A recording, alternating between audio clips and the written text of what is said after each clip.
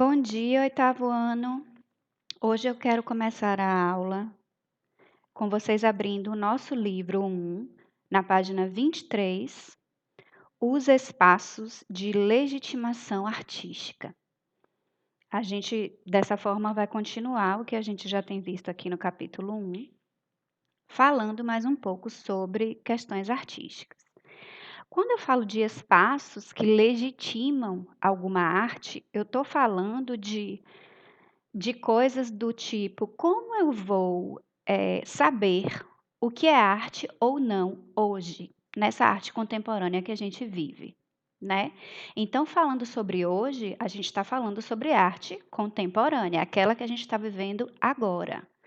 Mas eu gostaria de lembrar a vocês que daqui a 100 anos, dentro da história da arte, o que a gente está vivendo hoje, muitas coisas que estão sendo feitas hoje, que a gente enxerga como arte, podem não ser lá na frente, certo? Isso é uma coisa muito doida da gente pensar.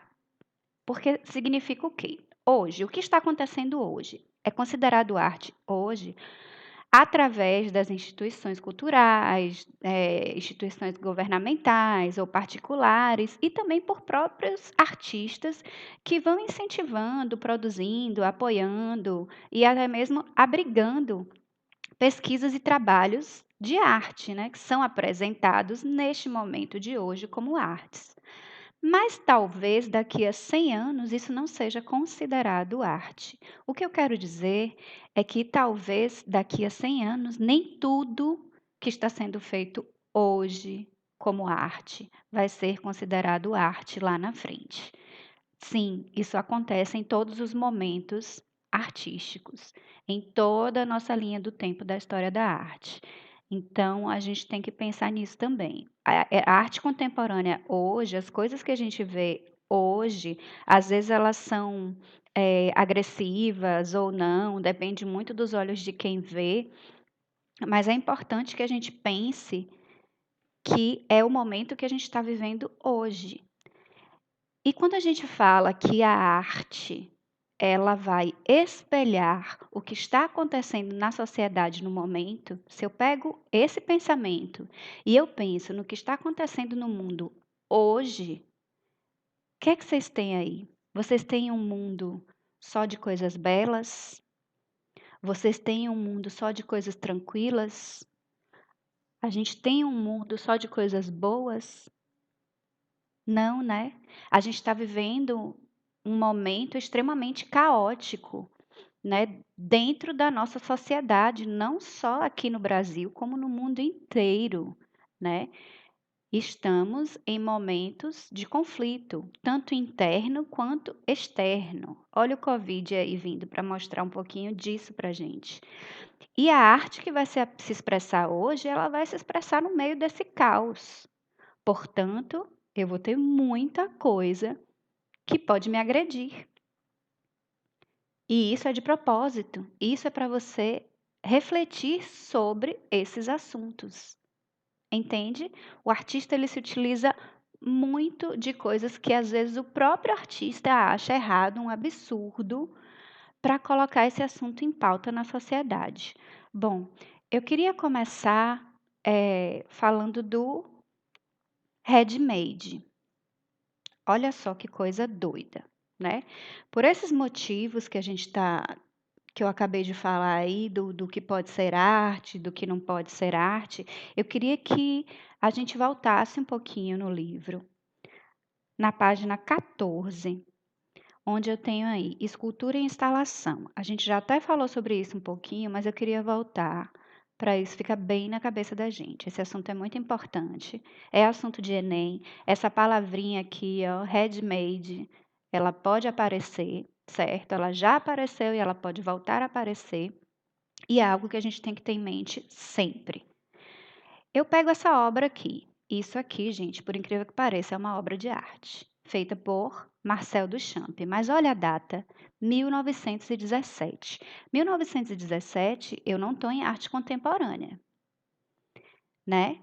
Eu estou lá no início do século XX, certo? E esse movimento ao qual pertence essa fonte chama-se dadaísmo.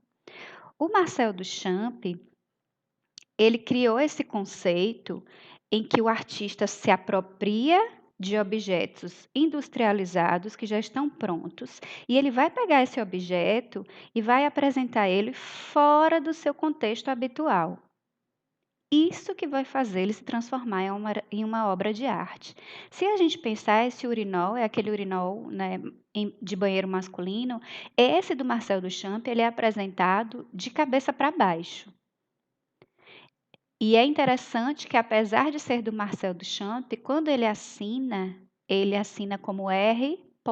Mutt, 1917. Estão vendo? Ele não coloca o próprio nome na obra. E isso vai trazer reflexões também para as pessoas. Mas o que eu quero que fique na cabeça de vocês é o seguinte: quando um artista pega um objeto industrializado, já feito, com outro propósito, para outra coisa, e ele tira ele do seu contexto, né? Deixou de ser um urinol, e ele vai ser apresentado ali numa galeria como uma obra de arte, isso aqui vai ser chamado de handmade, certo? A gente vai ter muitas instalações em que acontecem isso hoje em arte contemporânea. É extremamente contemporâneo isso aqui. Por que eu trouxe a fonte? Porque o Marcel Duchamp, ele é considerado o pai, o pioneiro da arte contemporânea que a gente tem hoje, né?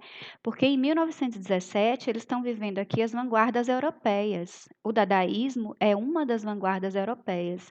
É a época em que o mundo estava nas guerras, Primeira Guerra Mundial, depois vem a Segunda Guerra Mundial, e os artistas eles estavam falando sobre isso. Então, quando eu chego no dadaísmo, que é um movimento totalmente nonsense, literalmente feito para a pessoa olhar e não entender, sem objetivo, ele está ali falando contra a guerra. Tem lógica uma guerra? Tem lógica para o povo uma guerra, né? Quem ganha na guerra? É o povo? São essas reflexões que eles querem trazer. Então, eles fazem no dadaísmo coisas totalmente sem sentido, que a gente vai chamar de nonsense. E uma delas, entrando nas artes visuais, é o handmade. Não esqueçam esse conceito. E aqui eu trouxe um urinol normal, de banheiro masculino, mas na sua utilização. Está aqui dentro de um banheiro, tem o encanamento, tem tudo certinho, né? Mas a gente não pode esquecer esse nome aqui, Marcel Duchamp, que é um pioneiro desse tipo aqui de manifestação artística chamado handmade, né, no qual o artista desloca e ressignifica um objeto que é comum para outras coisas e coloca ele em galerias e museus de arte como obra de arte, né? Então, o que é que eu vou ter aqui se eu pensar em escultura? Eu vou ter, além dos materiais que eu utilizo para criar esculturas de fato, vão também surgir muitas peças que são industrializadas para outras coisas e vão acabar se transformando em esculturas em outras dimensões, né? Aqui um urinol, que seria um objeto utilitário comum. Vamos lá. E aí eu queria que a gente pensasse, pensando nessas coisas, o que é arte, o que não é e etc. A gente precisa de alguém que me diga, de uma instituição que me diga, isso aqui é arte ou não? Qual seria essa resposta? Difícil, não? Pensem aí. A resposta seria um não, porque a arte, ela é plural. E ela escapa dos padrões e das validações institucionais. Quer dizer, eu falei lá na frente que eu vou ter essa arte validada pelas instituições culturais, governamentais, particulares, mas ao mesmo tempo eu vou ter arte que não precisa ser validada por essas pessoas e a gente tem reconhecido na contemporaneidade como arte também. Algumas delas, para a gente pensar, para a gente refletir sobre isso, que são as chamadas artes de rua, né? A gente não vai precisar desses filtros, dessas instituições que eu falei agora. para a gente considerar como arte. São os nossos exemplos que estão aí na nossa cara o tempo inteiro. Elas estão fora desse sistema, elas às vezes vão transgredir algumas regras, como por exemplo o grafite, que algumas vezes, apesar de serem feitos belos, lindos, né? Eles às vezes estão transgredindo porque não tiveram permissão para fazerem naquele muro. Mesmo assim foram lá e fizeram. É um tipo de transgressão. E é uma arte também, né? Faz a gente pensar mesmo. Então, são algumas regras, algumas coisas que fazem essa arte de rua estar fora da arte chamada de alta cultura e etc. Eu tenho alguns exemplos. O grafite, como esse aqui, belíssimo, que está aqui nesse muro, e ainda se utiliza, né, da planta para desenvolver esse cabelo dessa mulher. Danças urbanas, teatro de rua, aqui um exemplo de teatro de rua. Olha, gente, esse teatro aqui foi feito lá em Trancoso. Essa aqui, ó, essa bruxinha aqui maravilhosa, é a própria professora de vocês. Foi maravilhoso isso aqui de fazer. A gente fez várias apresentações em espaços abertos e fechados. Era uma peça sobre o ecologicamente correto, né? Aqui a bruxinha maravilhosa. Adoro, né? A gente tem também as estátuas vivas. Nossa, como elas são maravilhosas. As estátuas vivas começaram, né, pela Europa e elas hoje são encontradas em qualquer lugar do mundo.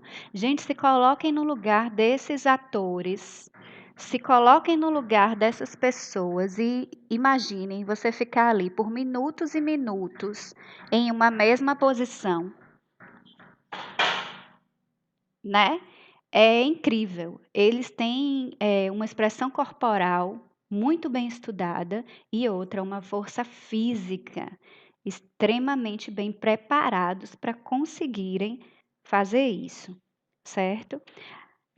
Agora vocês vão voltar, vão responder a página 24, certo? Vou dar uns 5 minutinhos para vocês e vou estar lá na sala de aula virtual, que eu vou mandar o link para vocês, esperando para a gente corrigir isso, tá ok? Respondam a página 24 e eu vou estar esperando vocês lá na sala virtual. Um beijão.